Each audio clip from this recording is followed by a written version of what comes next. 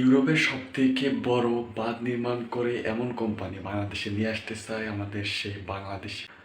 সে থাকে হচ্ছে জার্মানে। সে আমাদের বাংলাদেশ নিয়ে আসতে চায়, সে হচ্ছে আমাদের নাতালিয়ান হাবিব।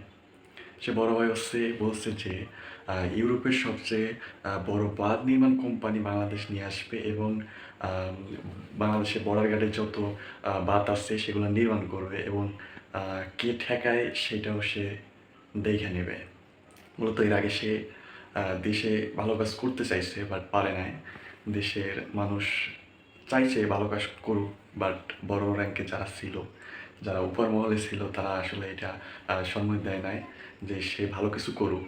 বাট সে এখন দেশে আসতে চায় এবং ইউরোপের যত বড় বাঁধ নির্মাতা আছে যারা বাঁধ নির্মাণ করে তাকে নিয়ে বাংলাদেশে আসতে চায় যদি বাংলাদেশ অনুমতি দেয়। এবং সে পোস্টের মাধ্যমে এই কথাও বলছে যদি বিনা টাকায় পরিশ্রমের মাধ্যমে যদি বাংলাদেশে বাঁধ নির্মাণ করতে